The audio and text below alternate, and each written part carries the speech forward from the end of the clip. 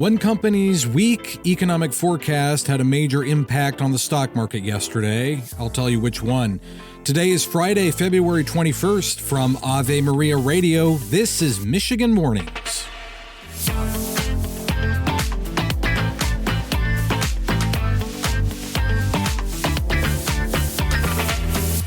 Good morning from Ishpeming. I'm Matthew Handley. Today is the memorial of St. Peter Damian.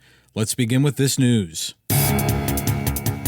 Pope Francis met yesterday with Father Antonio Spadaro, S.J., a personal friend of his, who said the situation is delicate, but that he doesn't see any cause for alarm.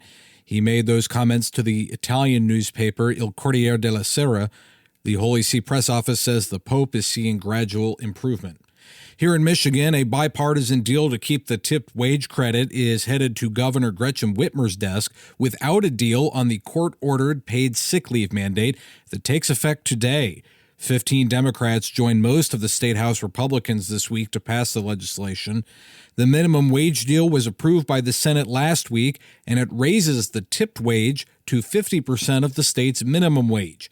The wage bill is tie-barred to the sick leave bill, meaning one cannot become law without the other passing. The legislature is continuing to negotiate today to get the paid sick time deal made.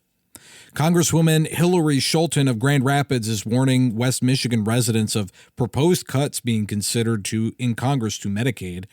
She says Medicaid is the backbone of our healthcare system, and if the cuts happen, quote, Michigan would be forced to make impossible choices. Roughly 40% of the budget of healthcare centers like these come from Medicaid. That means fewer resources for patient care, longer wait times, and even the possibility of clinics shuttering their doors. Scholten made those claims at Catherine's Health Center in Wyoming.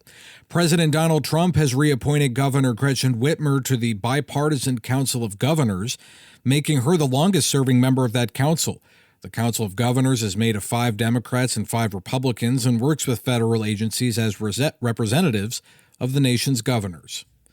The Board of Ethics will hold a hearing in March to continue an investigation into Detroit's former planning director regarding projects he oversaw while working for the city. The board is investigating if Antoine Bryant violated ethical rules by approving a contract for the painting of murals for the city ahead of the 2024 NFL Draft without the city council's approval. The hearing will be held on March 19th.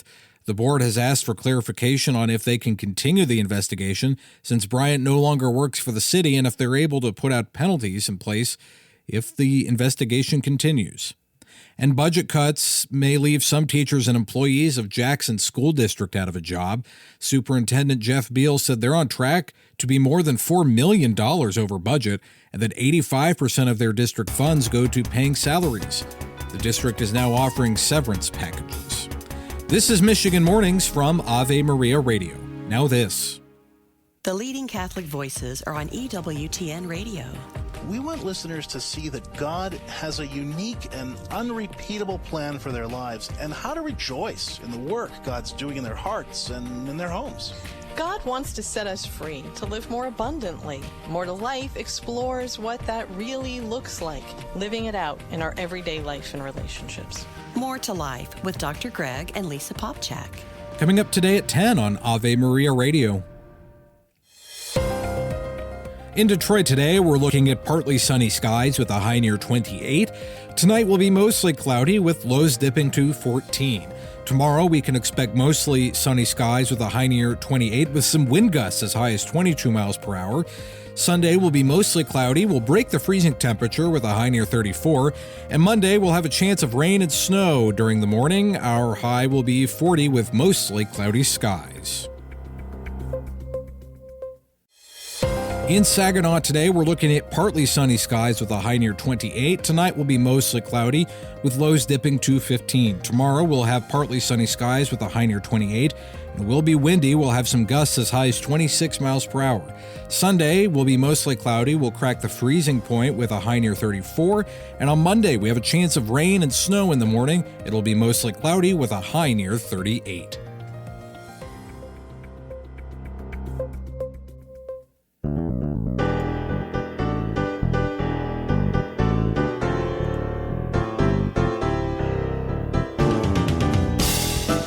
Welcome back to Michigan Mornings. I'm Matthew Handley. I have some more news to bring to your attention.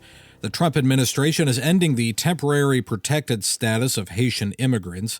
Back in June, former President Biden announced Haitians would receive temporary protection due to the island's violent domestic turmoil. Homeland Security Secretary Kristi Noem has announced it will end those protections. Staying on the immigration front, the mayors of sanctuary cities like Chicago, New York, Denver, and Boston are expected to testify on immigration policy on Capitol Hill next month. Chicago Mayor Brandon Johnson spoke to News Nation. When March 5th comes around, I fully expect that the Oversight Committee is going to have a plethora amount of questions for the entire panel. But again, as far as I'm concerned, as the mayor of the city of Chicago, our values are what they are, right? We stand up for working people. We are a city that was built by immigrants. The House committee has also requested documents and communications from the mayors related to their city's sanctuary policies. Here in Michigan, East Lansing is our only official sanctuary city.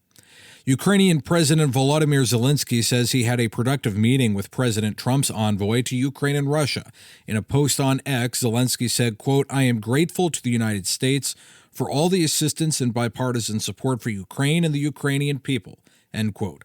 Earlier this week, U.S. officials met with Russia to discuss the end of the war in Ukraine. And a weak forecast from Walmart heavily weighed on the stock market yesterday. News Nation's Connell McShane has more.